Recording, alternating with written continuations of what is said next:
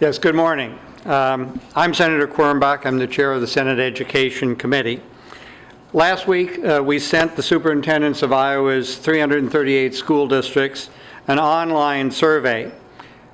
206, or 61%, responded. Here are the highlights. When asked, do you favor or oppose the governor's budget plan to provide less than 1% in supplemental state aid to schools for the 2015-16 school year? One superintendent said yes.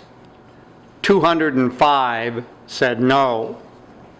When asked, what impact would the governor's school funding plan have on your district? Here are the results. 75% of the superintendents said they would increase class sizes. 74% said they would fire teachers. 71% said they would delay buying new textbooks and classroom materials. 70% said they would reduce classroom offerings. When asked specifically if the governor's plan would force their district to raise property taxes, 72% said yes. Iowa's superintendents, the people that we hired, the people hired by the elected school boards from across the state, are all but unanimous in their rejection of Governor Branstad's proposal. Iowa superintendents have told us that the Branstad budget would narrow the futures and limit the opportunities of tens of thousands of Iowa students. I believe that this is unacceptable, and I hope that the governor reconsiders. In that survey, we also asked for comments from our superintendents, and here are some of the comments that we received. From Michael Crozier from Northwood Kensett, if you want to raise student achievement and improve our schools, you must fund our schools. If we value education, why are we so far behind in per-student funding compared to most other states? Bob Q. from North Tama, you can't have world-class schools on a third-world budget. The children of Iowa deserve better. And from Don Mader, Davis County Community School District, fund education like you want Iowa to lead the nation once again. And these are just a sample of what the superintendents had to say, all along the same lines, that we are not funding our schools adequately. I've heard personally from my superintendents back home, and Dr. Crozier from MFL Marmac has told me 0% is not enough, 2% is not enough. We need more. Are there any questions for us? What is the number which Democrats favor? Let me speak to that. We're having the House is having a public hearing on Monday, and Mark will probably give you more details on that, but we're going to wait until that public hearing. We're sending our members in the Senate out across Iowa when they go home this evening. We're asking them to be in touch with their local school districts, talk with their school board members, talk with parents, talk with teachers, and we're going to be making that decision probably by the end of next week what that number is going to be for us. But we're not putting one out today. We've heard 6%. Is that not the number? I think I said we're going to wait and decide on that number at the end of next week. Here's the reality with these numbers, with the governor's numbers. We go from, we project that we go from 35th in the country in per pupil expenditures, about a $1,600 difference. We go from 35th to 40th in just this year, and that will be worse in all likelihood the year after. That's our projection. So I'll say this, we think the governor's number is inadequate. What number we decide on, I think our goal is to make sure we're no longer slipping and that we're not just treading water, but we're improving in that measure. Do we know how Iowa compares to neighboring states as opposed to all 50 states? I don't have that information. I'm sure somebody could generate it, but I don't think if neighboring states are equally as bad, the Midwest is going to lose out in the long run. North Central America is going to fall behind. Crowded classrooms is the one that stands out to me. When I think about crowded classrooms, I think of my daughter Kate.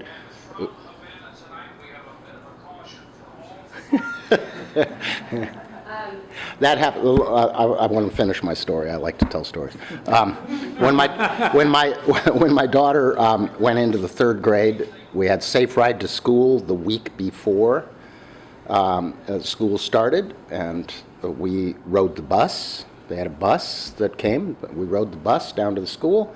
We went up into the 2nd floor of Bloomer School in Council Bluffs, Iowa, and there in Bloomer School, on the door was a group of students that were going to be in that class come Monday. So I looked at my wife and daughter went in and met the teacher, and then I looked at the door, and there's 3 columns of names on the door, 3 columns of names of kids that are going to be in that class. There's 12 names in each column. 3rd grade class, 36 kids are going to be in that classroom on Monday. I looked into the room. There are 6 rows of 5 desks. That's 30 desks for 36 students. So as we left, I said to Kate, when the bus gets here on Monday, run, do not walk. Run to your classroom and don't get out of the desk for anything. That's what's wrong with the governor's budget. More kids will end up in classrooms without even desks to sit in. That's a mistake. Really adequate Do you want- funding is the goal here. I just wanted to know if there were other solutions, on the table, and is it just adequate funding that you're focusing on, or are there other things that you feel? There are hosts of issues, but the legislature decided in, I believe, 1992, decided that we were going to, as a matter of policy, set the allowable growth number, which is the basic operating funds for schools, set that number first item in the session before we decided any other issue. So while there are other issues, the basic funding that local school districts will have and need to know so they can plan for the coming fall's budget, that number is set first. So our committees will certainly look at a host of issues. There have been people talking about a poverty factor in the formula, people talking about a transportation factor. There's lots of other issues there. There are people that talk about improving efficiency in schools. And so there's lots of other issues that can and many will be talked about. But this one is about setting the basic funding for schools. I did want to, Mike mentioned the public hearing, and so I did want to talk about that as well, that will be 7 to 9 p.m. in the Supreme Court chambers here in the Capitol. We've asked that be moved to the House chambers because we think that there are going to be a large number of people in attendance and that there should be adequate room for people who want to hear that hearing. I would point out, you asked if there are other things. Let's look at what we've done over the last 10 years. We've created the statewide voluntary preschool program. We've raised curriculum standards. We've raised graduation standards. We have increased our aid and support for early grade reading. We cooperated with the governor in formulating the teacher leadership compensation program. So we have changed policy in a lot of different ways. Now is the time that we need to provide the resources so that local governments, local schools can follow through on those policy changes. They've been working very hard. There are a lot of districts, a lot of teachers are very excited about the teacher leadership program in particular. But we need to provide the full resources so that they can do these new things as well as continue all of their basic responsibilities. Representative Jorgensen's reply during subcommittee was that districts would rather have a number that you can deliver on rather than promising and then cutting 10% later on. And they said that it's worse to promise something not delivered than it is to promise a lower number. What's your reaction to that? Well, the reference to the 10% across the board cut was as a result of the Great Recession. If we never elect another person, Bush, to the presidency, I would be happy. I don't want to go back through that economic disaster. And you reply to the consideration that districts would rather have a number that you deliver on rather than a number you cannot. Here's the answer to that. 205. 5 out of 206. 205 school superintendents say, no, we need a better number. Explain, I mean, you say that the House bill says 1.25% and 2.45%. They say that's the governor's number. Does that include ed reform? And it's not supposed to. I mean, that's supposed to just be the allowable growth number, correct? The governor did not name a percentage of growth increase number. All right, he gave a dollar figure. We've had to try to decipher that and work backwards to figure out what it's equivalent to in terms of allowable growth. The LSA said it was equivalent to about 1.25%. We have looked at that, our staff has looked at that. The number we've come up with is 0.8%. That would be the governor's program. So that's our estimate, okay? You won't know until you see the standings bill at the end of the session how much they intend to scoop out of the allowable growth to pay for other things in education. So at some level, LSA's interpretation based on the governor's numbers is that 1.25. We believe they're going to significantly reduce that by taking some of the money and using it to pay for the teacher leadership program. So they'll say, here's the number, but later on they'll underfund other items and say they can take that out of their allowable growth numbers. We believe it's pretty clear that that's what's going to happen. So that's why our estimates are lower than LSA's. LSA can only go with what is in front of them at the moment. Did you happen to ask the superintendents about start dates and the policy changes that are underway at PE? So any more questions on our two presenters today? Because they may want, if you want, if you've got one, ask it. If not, they probably want to get to their budget subs. So, okay. Schools. Sorry. It's all right. So are you not recording me and you're recording them, or vice versa? No, I'm just teasing. I'm just teasing. I'm just teasing. The school start date issue, as you know, has been one around the legislature for many, many years. There are people talking about going back and saying, no, we're going to make this completely local control. There are people that say, hey, the governor's rules are just fine. And there are people that say, hey, the two sides, state fair, tourism folks, Iowa Lakes folks, and school districts should look for a compromise on this subject. So I literally don't know what's happening. The vast majority of school districts strongly oppose the legislature or the governor intervening in their local decisions about when school starts. And there's a few bills that have been introduced that specifically would remove the authority from the state education department on that front, on that bills that are proposing such a thing. I mean, are there general thoughts about supporting that?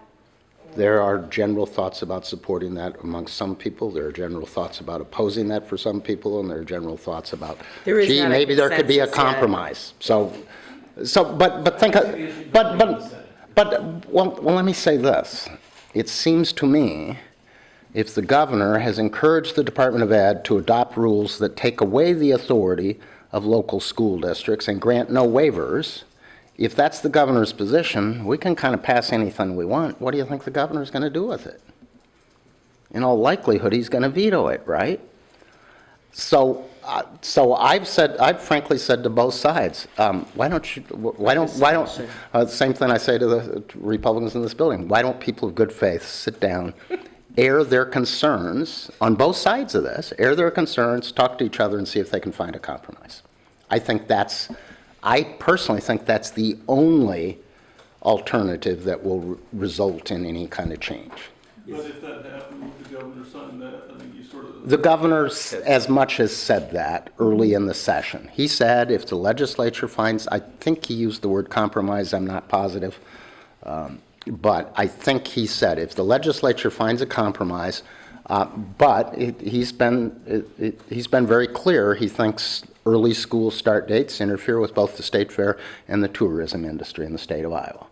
So As they stand right now, then, don't think you have I really encourage you to ask the governor if he'd sign a compromise. I don't know if he would, but it seems to me he has publicly kind of indicated he is open to looking at a compromise. Is this a matter of kids' education versus companies' ability or state fair ability to make money? Do you see this as an issue between, okay, let's give the school boards a chance to better educate kids, or let's have the state fair have good numbers? Is that what it boils down to, or am I simplifying? I'm not going to boil it down. That's what it boils down to for some folks. But I'm not going to boil it down to that. I think it's people that, it happens all the time. People get blinders on, and they only see the world from their own view. They don't see the things on the side. And I think there are people in the education community that don't see the concerns of the tourism industry or the state fair. And I think there are people in the tourism industry that don't understand the challenges of school districts and when semesters end and how to make sure those things mesh pretty well for the education community. So. Senator Yocum, the rules which the Board of Education is discussing today stipulate that you can't get a waiver if your reasoning is you want the semester to end before the end of year break. In terms of how you approach this, do you have any thoughts in addition to what Senator Branstad mentioned? Actually, I have two thoughts on that. Number one, if there are rules, it's going to go before the Administrative Rules Review Committee, and the committee can certainly send it back to the legislature and let the legislature make a decision, and I would certainly support that effort. Secondly, I'm hoping that in the very near future, this is not such a contentious issue as more and more school districts move to a year-round calendar. To me, once you start moving to a year-round calendar, it changes the dynamics of many of these issues. And I know that in Dubuque, at least, I know our school board is right now trying to work on that year-round calendar, trying to make sure that the school buildings have air conditioning so that they can have school during parts of the summer if that's what's necessary. But I do believe some of these issues fade away as we change some of these other issues and really reforming our school systems. Ultimately, you mentioned rules. I mean, the board is going to have to develop rules governing the waiver. I mean, may the fallback position here wind up being the status quo where they grant the waiver all the time? Or is It may. The existing rule is such that they can implement the governor's policy without any action? The Rules Committee still has some options available to them, one of which is to refer it back to committee. And I would hope we would do that because I still believe that it's something that we should be working on rather than by rule. I would just add that whenever these debates come up in the House and Senate, there are different coalitions than we usually have on legislation, that people are all over the board on these issues. I would echo what Senator Gronstal said, that this is something, unless there's a compromise worked out, then this will be an issue that will continue to be around and talked about here. One more question. Senator Gronstal, I had a question for you about the governor moving to hire a private managed care company to manage Medicaid. Is that within his authority to hire a company and sign a contract with them? It may or may not be. We're willing to work with the governor on the things that he thinks will make our healthcare delivery system more efficient. Our committee will certainly be looking at that and discussing whether we think that makes sense and what parameters we might want to put around that. Rodney's the last question. That's a The good director issue. of the Department of Transportation yesterday kind of blew up the whole hybrid idea, saying the drop in gas prices has significantly undercut how much that option could raise, especially over a period of years. You're meeting with the governor again today. Are you down to the gas tax as your best option, or where do things stand? We're meeting with the governor later